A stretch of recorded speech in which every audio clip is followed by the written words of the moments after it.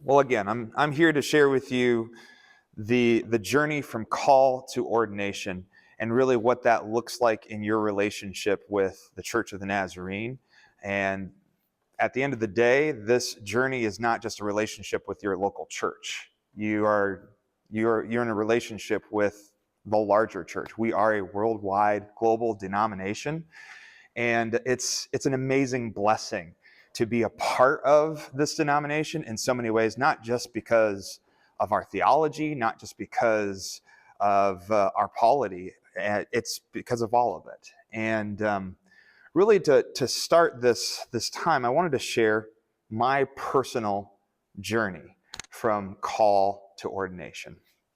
Now, my story starts when I was a young boy. My parents got a divorce, and my mom married my stepdad, and they were looking for a particular church. And the one minister, his name was Pastor Jim, looked at my mom and my stepdad with love and with acceptance when a lot of other churches and pastors did not, because they were a remarriage after divorce. This was the 90s. It was still very much a taboo thing to be a remarried couple in the church. And so Jim welcomed all of us in, and that was where I was saved. In Warren, Pennsylvania was my home church. And that pastor, Jim, he was a key piece of my journey. As I got older, it became very apparent that I loved music. And so I learned, what did I learn first? I learned viola in 4th grade. I learned the saxophone in 5th grade. I learned piano in 6th grade, and then I learned guitar in 7th grade. It was a very quick few years there, and I continued to get better at each of them. But the youth pastor at the time invited me to begin to play with our youth group band, and I began to play piano with Pastor Keith. And as he had to transition out, music continued to really define what I was doing with the church constantly.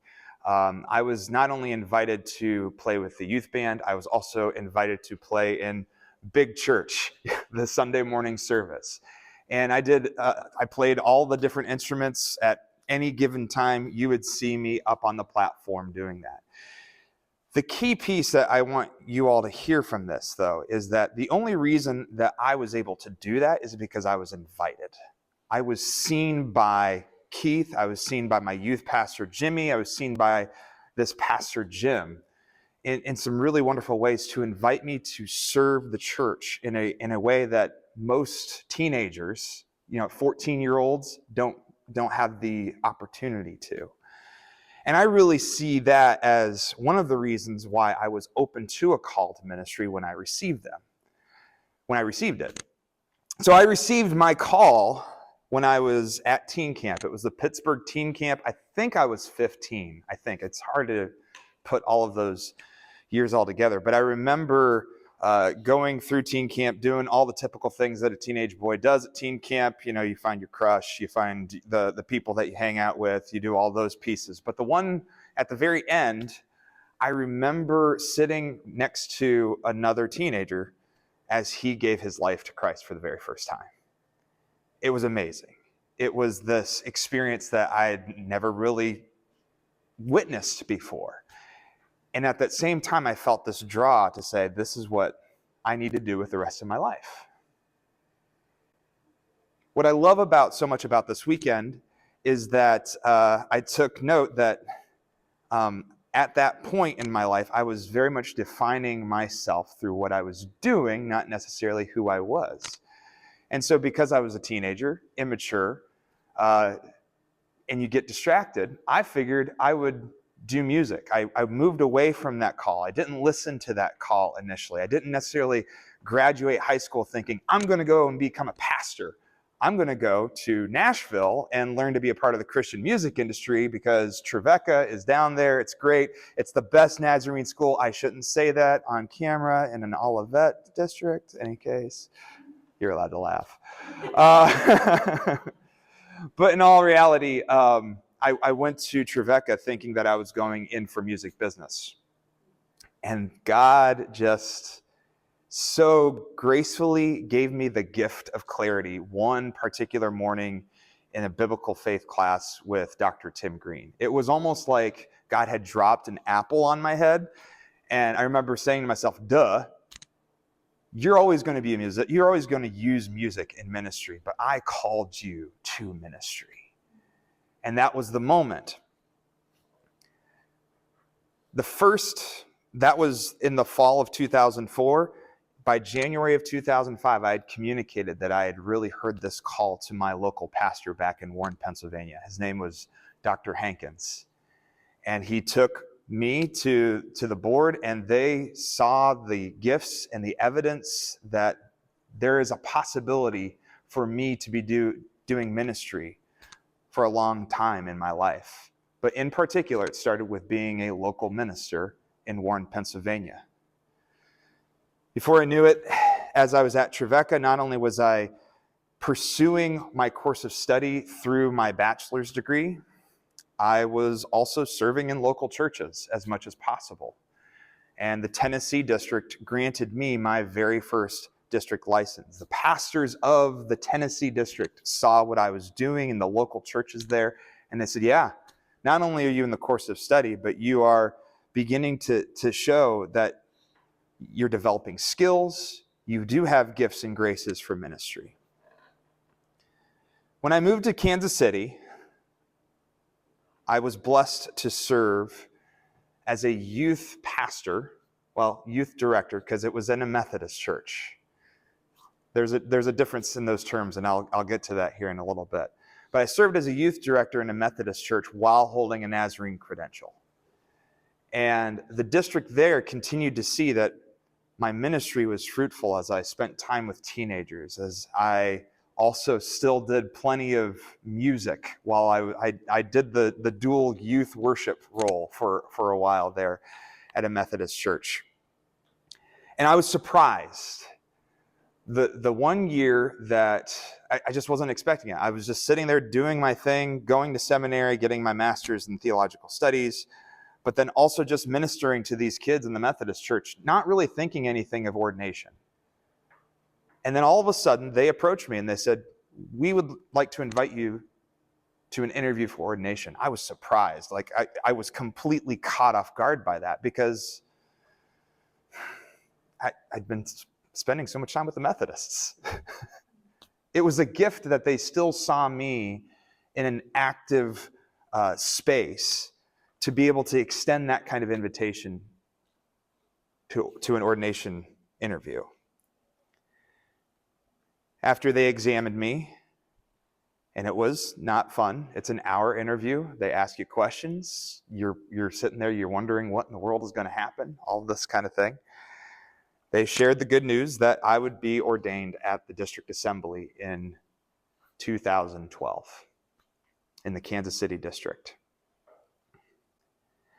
And the one piece that I've reflected over this time from this local call to ordination is that along every single bit of the way, I was not only seen by others, I was invited by others to do the ministry of God. I wasn't even just invited by others to do it. I was affirmed in the work that I was doing for God. I realized that this entire journey, even though you have to say yes to a call, very much involves a lot of other people, especially the churches that you are a part of and the larger church that we are a part of in the Church of the Nazarene. And so I've begun to recognize that ordination isn't hoops to jump through. It's not this journey of making sure you're qualified. Ordination and the office of ordination and the process leading to it is a gift, which I loved on how Dr. Crowder ended that last piece whenever he started talking about gifts. We hope that this weekend is a gift for you all, But as you hear this process, I hope that you can see it in the lens of a gift, not just simply as, I got to do all these things to become ordained. The journey of call to ordination is of many people. You are not alone. That is a picture of this past year's district assembly. At the time of ordination, all ordained ministers gather around you. They put their hands on each other, and we all are touching the person who is being ordained by the general superintendent. It is an amazing moment. The Spirit is in the room.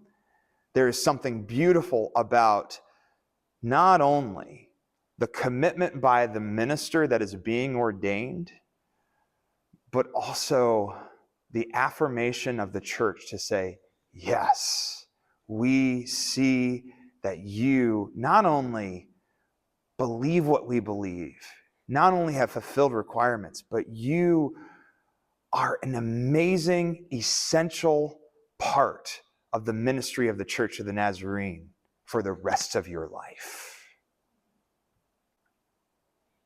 But to get to this moment doesn't just involve all the people in that room. It involves the people around you.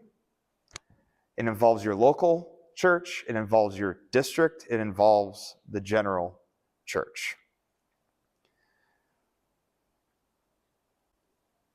How many of you in your personal faith have been able to have a close walk with Jesus by yourself? By yourself? I set you up there. I apologize. How many of you have ever been called on something that wasn't right in your life by another believer? You ever felt that? You ever had that kind of come to Jesus conversation with somebody before, right? We need guidance and wisdom in our personal walk with Jesus Christ. And guess what? The journey towards ordination is just like that. So it is not an achievement. Everything that I talk about when it comes to forms and interviews and all of these pieces, it might seem like, oh, this is just something that I need to make sure that I'm perfect at. No, this is still a gift. Every interview, every form, every MAC is an opportunity not only to be poured into, but also to grow and to change in your faith, and then towards the ordination that you may eventually have someday. How many of you remember the scripture that talks about the priesthood of all believers? Anybody know which one I'm talking about? Of course, I didn't write down the reference. Nice job, Matt. You should have done that. In the Church of Jesus Christ, we believe that every single believer does the work of the church. Okay? Every single one of us, no matter if you're ordained, whether you're young, whether you're old, whether you've been in the church for 10 years, 50 years, or 1 year, the belief is that once you come to faith in Jesus Christ, it's not only allowing Jesus to change your life, but to take on the mission that he has given to the entire church. And so Grandma B is called to share the good news of Jesus Christ with their neighbors just as much as Pastor Bob. Little Chloe is called to serve in the church just as much as 85-year-old, I need a name, Mike. He's not 85 though.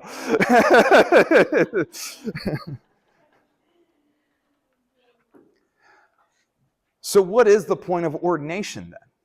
And this is where I wanted to at least spend a little bit of time with you, sharing with you what our manual states is the theology behind ordination. Now here's the cool part. Before I go any further, I want you to know something. Manuals, you can buy them, but you don't have to buy them. You can actually access the manual anytime on any device at nazarene.org/manual. I encourage you right now, if you would like to, go ahead and get that open if you would like to. If you're one of those people who likes to follow along and do sword drills, We're going to start doing that here with the manual.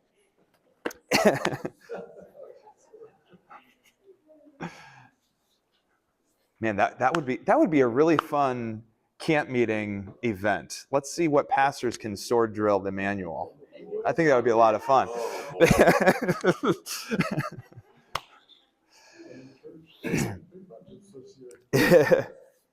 So the manual, paragraph 500, 501, and 502 really begin to share our belief about the offices of ordination.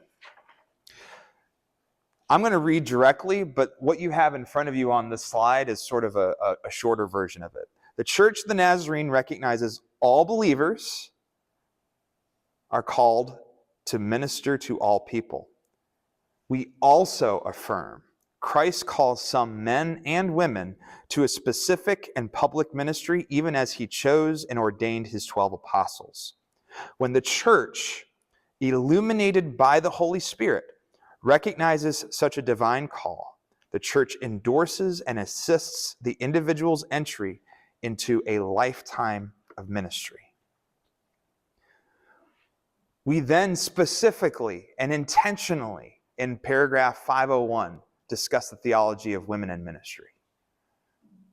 We haven't always been good at it, but we have always had within our polity, within our belief, that both men and women are called to ministry, to preach, to do all of the things. It is not an office reserved for men only.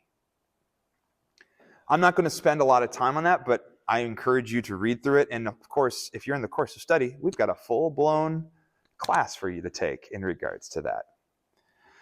But here are some of the other pieces of the theology of ordination that comes from paragraph 502. All people of faith, we've already talked about this, are called into the ministry. However, God calls certain people for ministerial leadership within the church. Ordination, the office of ordination, authenticates and authorizes those specific people for a lifelong ministry. And because of that, we as the Church of the Nazarene, is tasked with confirming a candidate's, and this is quoted, exemplary life of holiness, the gifts, the graces, the desire to learn, and the ability to communicate the doctrine of the Church of the Nazarene. So, in order to do this, ordination requires a comprehensive examination by the church.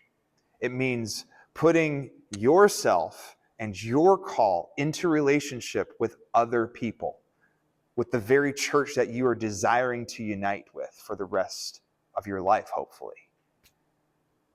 And so we've developed the best ways that we can think possible in order to do this examination. Here is what the Church of the Nazarene hopes all of its ministers are, but especially those who are ordained. I think Dr. Crowder, at the very top of everything, quoted the older version of this, but the meaning is still the same. We have, as a church, depend largely on ministers having the spiritual qualifications, character, and manner of life. The church depends upon ministers living into the qualifications, having high character in the way that they live their lives. Which means you're justified, regenerated, adopted, entirely sanctified, but not petrified. Got y'all. Articles, I think it's 6 through 10 or 7 through 10. I think it's maybe 7 through 10. Discusses our theology about all of those terms. An ordained minister recognizes that that all people need to be saved and sanctified. We don't just believe in our ministries going out and getting conversions. Our desire is to disciple people so that they not only experience the good news of Jesus, they begin to live out the good news of Jesus through a holy life. You've already experienced this a little bit. We expect our ministers to be punctual, discreet, diligent, earnest, pure, understanding, patient, kind, loving, and truthful through the power of God. Because you can't be those things by yourself. We believe that our ordained pastors, or ministers rather, are to be mentored. And we've already talked a little bit about mentoring this weekend, but also to be willing to mentor future individuals. Your gifts and your graces will lead to the edification of saints and the conversion of sinners. And we expect our ordained clergy to have knowledge of Scripture, have sound judgment, have great understanding, and be a person of prayer. I'm going to stop for this moment before I get into some of the stuff that will make your eyes glaze over. But hopefully I'm at least interesting enough that they don't. Do any of you have any questions about how we see the office of ordination within the Church of the Nazarene? This is a bird's eye view. Okay? No? The process. No, this is not a Philadelphia 76ers 10-year plan. This is the process of moving from local call to ordination. Now, all of you are here at MAC for a reason. You have been recognized by your church already, by your local church. Whether it be the lead pastor or somebody within your church, they have seen that they not only heard that you have a call, they said, oh yeah, we see that that call is beginning to happen within you already. And so, some of the things that have already happened, you've been granted a local minister's license. Your church submitted a verification of credential history, which is a form just to make sure that you didn't cause any trouble in a previous Nazarene church and nobody knew about it. You've been background checked. Everybody's been background checked, right? I hope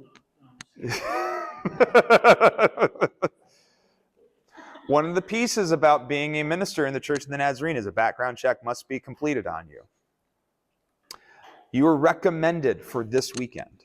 Are you glad that your local church recommended you for this weekend? That's good. You're not just saying yes just to appease me right now. No, we do. We hope this has been a gift and that this has been a blessing to you. And then you took the time. Not only did they say yes, they should probably go to MAC. You spent the time, and it was a long application, was it not? I remember reading through all of your applications on Thursday evening before coming up here on Friday, and it was a joy to get to know you just a little bit. As you shared your call, your experiences and stuff, it came out of you. The words that you wrote on the paper came to life as you shared everything. Your local church sees that there is a potential, there's a possibility for you to go all the way to ordination. The next step in that, though, is to be recognized by the district church, where you begin a relationship not just with the people of your church and just your local pastor, but from ministers within the district, ministers who are ordained already, to begin to clarify, to help you grow not only in your knowledge, but also in your character. And it starts, of course, with this weekend. At the end of this weekend, you will receive an assessment form that they are currently working on right now. And there might be some really, simple things in here. It might be really positive, but there might be some places where you might need to grow. There might be suggestions. I don't know. They're allowing the Lord to lead as they begin to talk through their interactions with each of you this weekend. But if you choose to go further, you can have a local license for the rest of your life. You do not have to pursue anything else. But if you would like to go further, if you sense that God is calling you truly into ordination and towards district license ministry, you will begin a course of study. And to receive your very first district license, you have to go through a quarter of the course of study. How many of you have done that already? You're in your last class to do a quarter? Very good, okay? The course of study, even though it's going through some changes right now, is intended to not only is intended to share with you what we believe as a church, And if at any point while you're studying you say, oh, I didn't know that we believe that, that's okay. We will work through some things, but that also might mean that the Church of the Nazarene's doctrine isn't as you begin to fully know it, that it's not necessarily where you're at. We have the removal of divorce as a barrier to ministry. If you have been divorced previously, you have to submit some of the information in regards to how that went down, and the Board of Ministry considers it, because our church sees that a previous divorce is a barrier until it is talked through to understand, has God worked in your life since then? What was some of the reasons for it? After those things begins the annual application and interview for a district license. An application is, I don't know, we just moved our application from paper form to an online form. There's 12 steps, but it doesn't take too long, I don't think, as long as the system works correctly. You have to fill this out every single year to share with us. Not only it helps you refine your story, your call, but you can share what God is doing with you on a piece of paper to share with the Board of Ministry. But also you can share those things with the Board of Ministry every single year with an interview. And then at the same time, in order to move towards ordination, you're doing the course of study and you're also serving in active ministry. You can choose to just hold a district license and complete the course of study. And that's your focus. We do have a place for that. But you can also serve while you also learn. Those roles that you will likely take part in are one of these three roles: pastor, pastoral service, student, as I shared with you, if you just wanted to focus on the course of study and not work in active ministry, you could, and special service.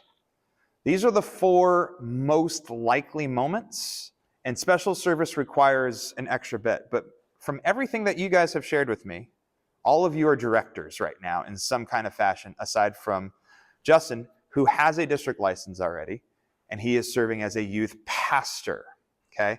I'm going to tell you the reason why we use the differences between pastor and director and things in just a moment here. But very likely, in all of your contexts, pastoral service is probably going to be what your role would be discussed as in your relationship with the district and the Church of the Nazarene. Here are the other roles of ministry, though, and again, these ones are generally reserved for people who are ordained, though we do have a few missionaries who have a district license as well. Missionary, evangelist, chaplain, education educator, administrator, and then there's a few other specialized roles. I really want to just share with you right now, this is completely laid out what each of these roles are in paragraphs 506 through 520. A lot of people will come up to me and say, I'm a pastor. You should call me a pastor. Well, pastor, that designation is designated for lead pastors or co-pastors. And pastors are the people at the top of the organization of the local church. Anybody else serving at a local church that has a pastor is likely going to be in pastoral service. A lot of our associates are in pastoral service.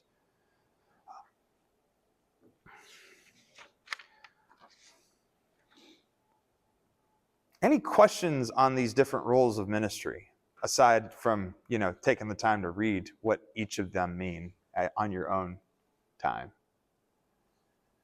Thanks for your explanation. This has been something I've asked. Okay, good. I'm glad to hear that. Now, there's another piece that we're going to get into here in just a moment with important facts in regards to the time served. But we'll start with a few easier ones first. Here's what you need to know if you hold a district license. It expires. It's like milk. I'm just, it expires every single year at district assembly. So if you do not apply for renewal and you do not come in for an interview, your license will expire, okay? The written application that you do is, we review it to understand your commitment to our theological foundations, what you're believing, and adherence to our doctrine and polity. I'm here to tell you something. Answer always with honesty. We're not looking for a particular answering. We want to hear your answer in the way that you explain our theology. Sometimes people try to come in and they did the cram session and they completely and utterly, they know every single word of the doctrine of entire sanctification and they say it in an interview. That is not something that the Board of Ministry is hoping for. Oh, good job, you memorized it. Can you explain it? Are you living it? Is it being shown in not only your ministry, but also your personal life as well? A district license gives you some privileges.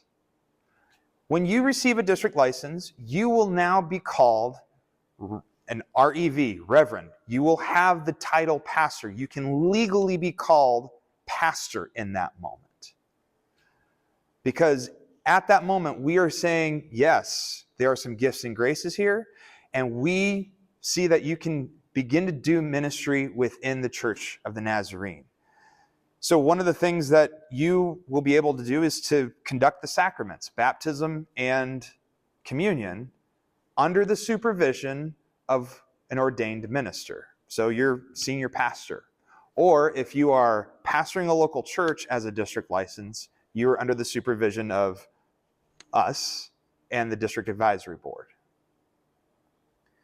It also means legally as a pastor, you are entitled to have a different relationship with the rest of the world. Not only do we as a church begin to call you pastor, the world also can receive your credential and say, oh, okay, well, he has a minister's license, might be able to do a marriage ceremony over here, do a funeral service.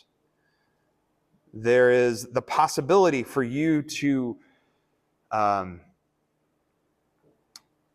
structure your financial arrangement with your church differently. In other words, you can get a housing allowance and you won't pay taxes on certain amounts and other amounts. You can get income in the form of parsonage or whatever it might be. Your retirement is, instead of a 401k, it's a 403b. There's just a number of things that whenever you have a license and you have ordination credentials, it's not only us saying, yes, you're a minister, you're also telling the world that, just like a scuba instructor has a number to be able to teach scuba for the rest of their lives. To move towards ordination, you must complete the course of study within 10 years. But here on this district, we have a requirement. Do 2 classes a year.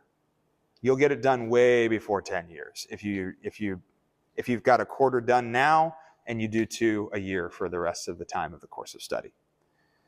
And to be invited to an ordination interview, you must serve a minimum of 3 sequential years of full-time ministry, 4 or more if you are part-time, before being eligible to apply for ordination. A lot of people ask me, what does full-time mean? It means that you are serving the church, especially if you're in pastoral service. Pastoral service specifically is a service of being a pastor for the local church for at least 30 or more hours a week. That is full-time. A number of our individuals will sometimes say that, well, everything that I do is ministry and I have another job and that's true, but you are not particularly serving the church in a pastoral way in those moments if you're serving as a teacher, or if you're serving as a social worker or working at housing. It is ministry, It's good ministry, but it's not the particular ministry of pastoral service, of the active role that you might have.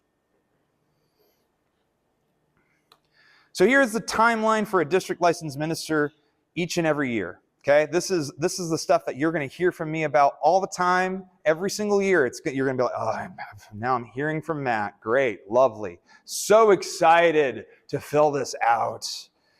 But this is what happens every single year to retain your district license every single year. First of all, I ask your local church whether or not they are recommending you for a district license. If they see within your own life that your life is not trending towards a life of ministry, your local church can decide not to recommend you to the district for a district license. So you keep that relationship with your local church throughout the entirety of this. That will come generally this year it will come in January. If you are renewing, it will show up in October. Your application, you taking the time to share what's happening in your ministry and things of that nature. This year, if you plan to apply this year, it will be in January. For renewal, it will be in October again. Your interview with Board of Ministry and your covenant of accountability. This year, if you are going to apply for a district license, it will be in February. If you are applying for renewal, it will take place in November. The covenant of accountability is a sheet that you sign at the end of every single interview that discuss, I am going to do the things that the board is recommending me to do in the next year. And that includes the mentoring, it includes the course of study. It might be working on some of the particular pieces of theology that seem a little muddy, those kinds of things. You will have an annual report in March. That one's a lot shorter. It's very brief. It will ask you, what have you done to support the Church of the Nazarene? And how many calls have you made? How many times have you preached? Now, if you become a lead pastor as a district licensed minister, you will have to fill out the annual pastor's report like all other lead pastors. And that's a whole other thing. And if you're watching this on the video, I'll do one on that another day. If you end up being recommended not only by your local church, but also by the Board of Ministry, you are expected to join us at District Assembly. When you are granted a district license, you are now a part of our district. And therefore, you have a voice and a vote at our District Assembly in the business of the District Assembly. Your attendance is important to be there. It is on a Sunday night and a Monday during the day, and I know that can be difficult for people who have other jobs. But we really hope all of our ministers attend District Assembly.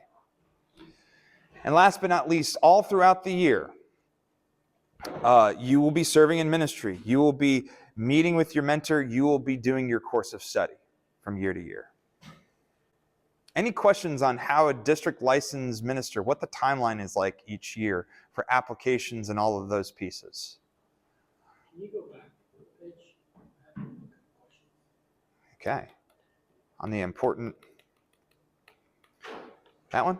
Yep, so one of the questions I have, just out of curiosity, if your district license expires, what's the process for that? Okay. The question is so that everybody knows. Question is, if a district license expires, what is the process for that? Truly, it just lapses. You no longer have the title of reverend, and you will just simply, if you want to if you would like to pursue it again, you just apply in the next year. Yeah. And then the question I had was, you must serve in 3 sequential years of full-time ministry. Does that start the moment you get your district license, or is that for people who've been in ministry for a long time? Is there like a backdating? The question is there a backdating, or does it start whenever you get your first district license? It starts when you get your first district license, and we have confirmation from your local church that you are serving in that particular active ministry designation. So say, for example, you receive your first district license in April of this next year. And we talk to the Woods, and they say he is serving part-time as our pastor of this. That is when it would start, right there. If it's full-time, we would have that full-time designation there too. Last question, sorry. Yeah. I just reading through this and prompted some things. administering the sacraments that you talked about, people who have a district license to lead pastor, but under your what's the term you use, supervision. Is that something like when like for me, if I had a district license, that supervision, is that something literally in person or just because I think you kind of muddied it for me when you said a lead pastor, because you're not going to be there every time. You know? So that's a question I have. So the question is, in administering the sacraments as a district license, does the ordained pastor need to be there present in person supervising? The answer is not technically. The hope is that your local ordained pastor would give you the ability, grant you, teach you the ways to administer the sacraments in the way that we believe as the Church of the Nazarene. And so say, for example, that ordained minister is gone for the Sunday and you're preaching and whatever it might be. Yes, you would still be able to administer the sacraments. You're still under his or her supervision. Yeah. Any other questions?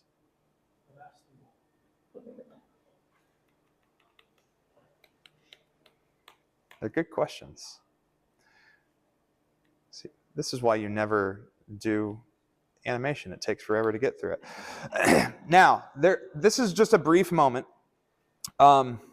We do have two offices of ordination.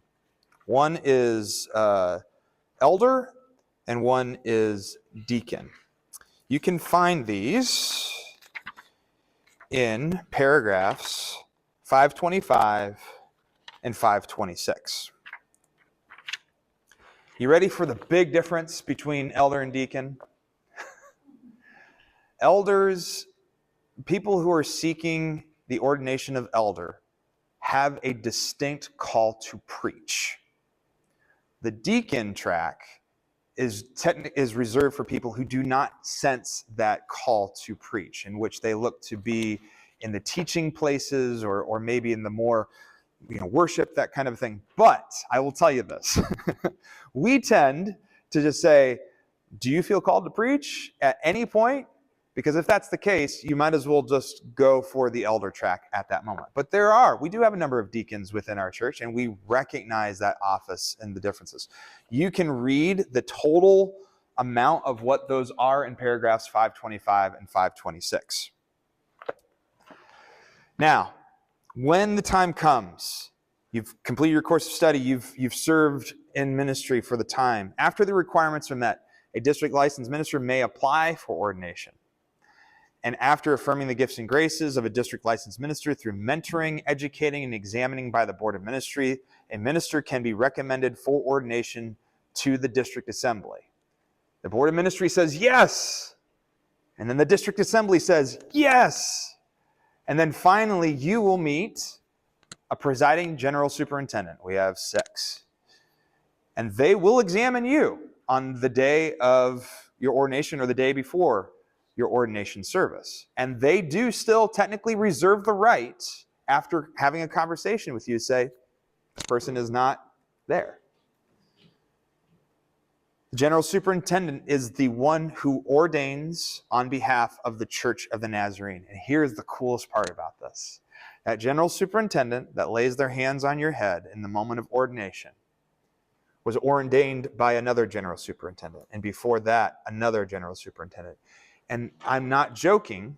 If you're willing to do the work, if you're a nerd like myself, you can actually trace back the entire line all the way back to Jesus Christ. As Jesus ordained Peter and continued all the way to this moment in the year that we live.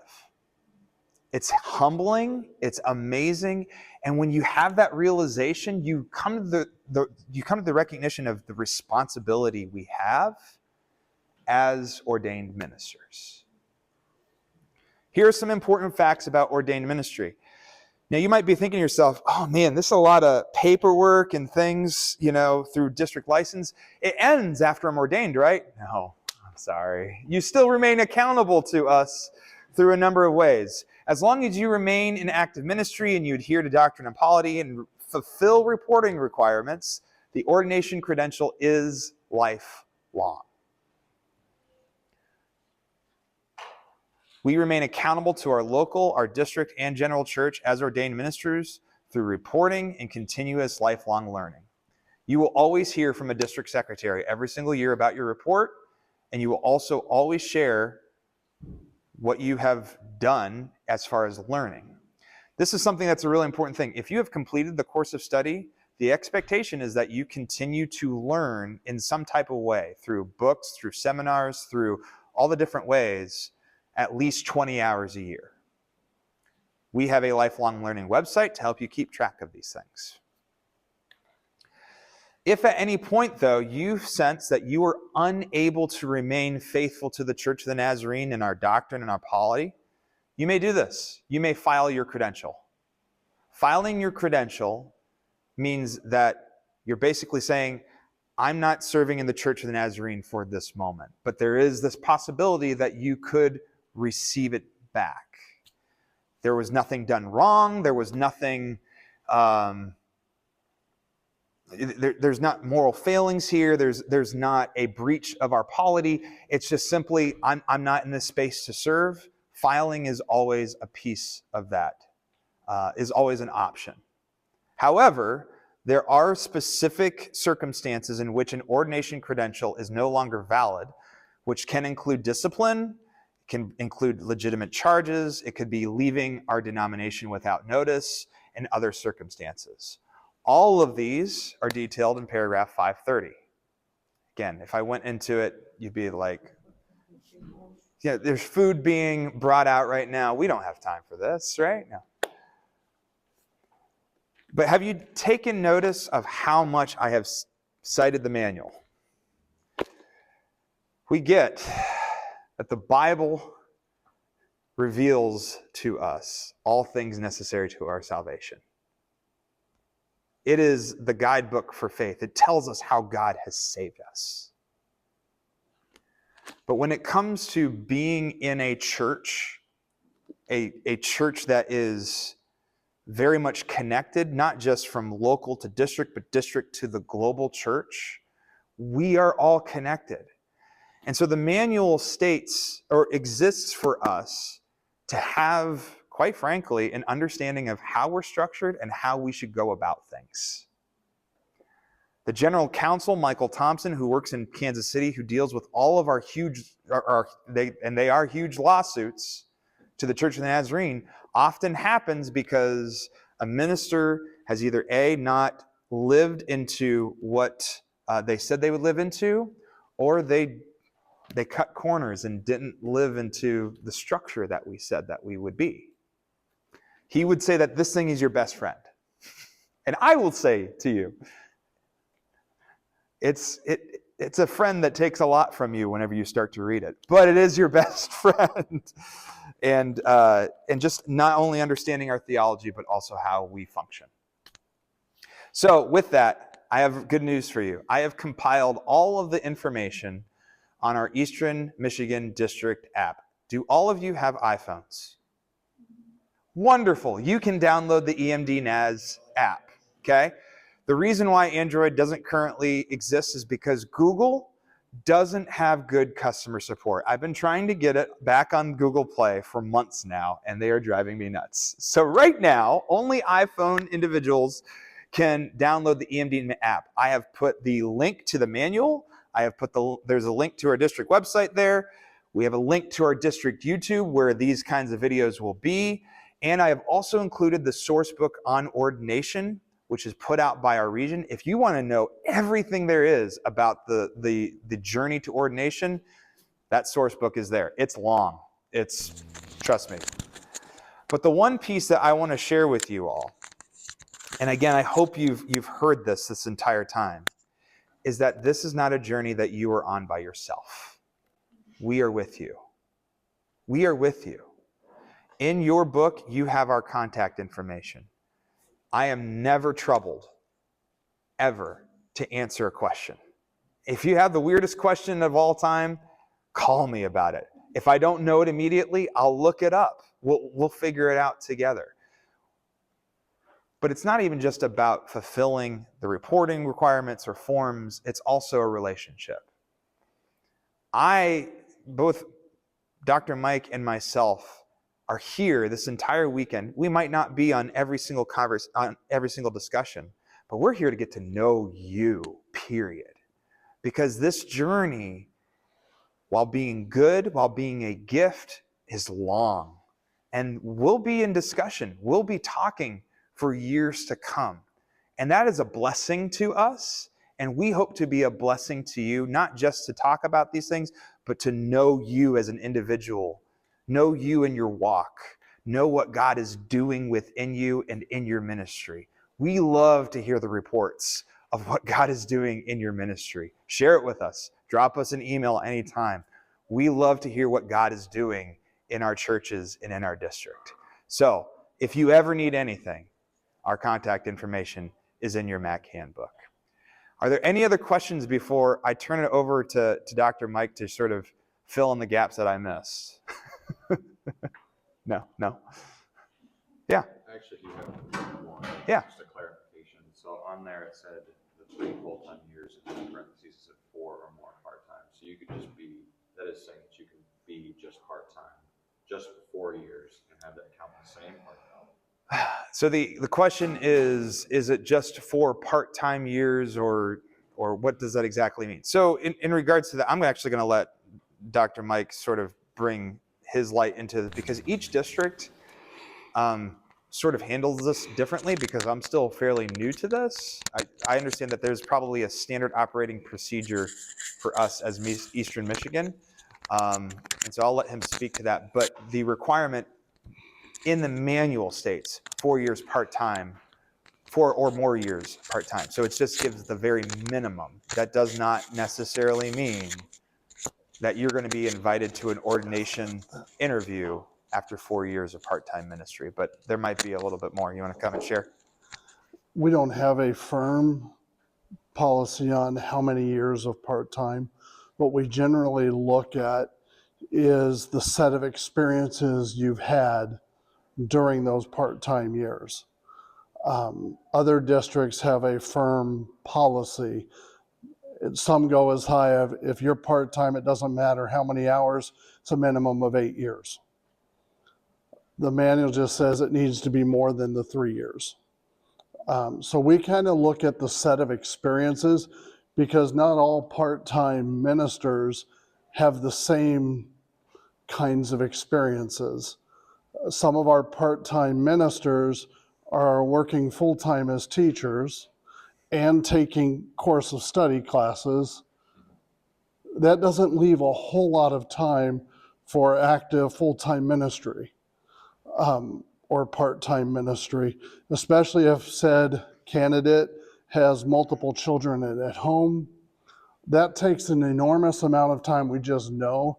So one of the things that we try to avoid, and Matt alluded to this, is the sense of this is just jumping through hoops. This is a process. This takes time to get through. I was doing some looking at our staff and when they got their first district license and when they were ordained. So the person on staff who has been ordained the longest is Jeff Crowder. He got ordained in 95. I was ordained in 97. I was district licensed 3 years before Jeff Crowder. So I have been a minister in the Church of the Nazarene longer because of the district license, but it took, 8 years to get from my first district license to the point when the district invited me to interview for ordination. Some of that was in part-time, some of that was full-time study. Even though I was serving part-time in the church, it wasn't, the requirements for service were different in the 90s than they are now too. So. Mm-hmm. And I'll even share my experience. I received my first district license after my second year in Trevecca, meaning that my course of study was halfway done. So I had 2 years more of course of study, and then it took 4 more years after completing the course of study to be invited for ordination by the Kansas City District. And some of it was part-time, but a lot of it was full-time ministry at the same time. And again, it wasn't based upon whether or not I I felt that way. It was them seeing what my ministry was doing and seeing, actually, I think Kansas City did that same kind of thing, combined experiences in regards to that. Yeah, and like I graduated from the best Nazarene college. Sorry, was not Tribeca, it was Point Loma on the coast of San Diego, and I'm proud to say that even on this field. But We love you, Olivet. We do. I graduated with a degree in pastoral ministry and theology in the Church of the Nazarene.